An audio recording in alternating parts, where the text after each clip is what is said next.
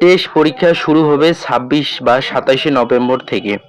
প্রতিটি স্কুলকে ১১ ডিসেম্বর থেকে ১৫ ডিসেম্বরের মধ্যে পরীক্ষা শেষ করতে হবে। ষষ্ঠ থেকে নবম শ্রেণীর বার্ষিক পরীক্ষার সাথে একই সময়ে এসএসসি পরীক্ষার্থীদের টেস্ট পরীক্ষা অনুষ্ঠিত হবে।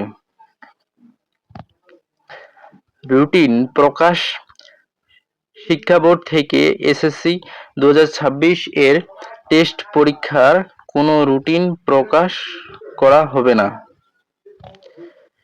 নিজ নিজ স্কুল কর্তৃপক্ষ তাদের টেস্ট পরীক্ষার রুটিন প্রকাশ করবে, যা চলতি সপ্তাহের মধ্যেই অনেক স্কুলে দিয়ে দিয়েছে।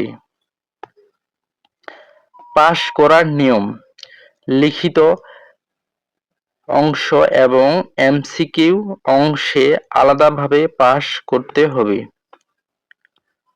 চতুর্থ বিষয়ে 4 সাবজেক্ট ফেল করলে মূল রেজাল্ট পাস আসবে। ফরম পূরণ অর্থাৎ ফর্ম ফিল আপ এসএসসি ২০২৬ এর ফর্ম পূরণ শুরু হবে ৩১ ডিসেম্বর থেকে। ফেল করার নিয়ম ও পরবর্তী পদক্ষেপ: টেস্ট পরীক্ষায় এক বিষয়ে ফেল করলে সাধারণত কোনো বড় সমস্যা হয় না, তবে শিক্ষকরা অনেক কথা বলতে পারেন। ২ বা তার বেশি বিষয় ফেল করলে অভিভাবককে ডাকানো হতে পারে বা লিখিত আবেদনপত্র দরখাস্ত জমা দিতে হতে পারে।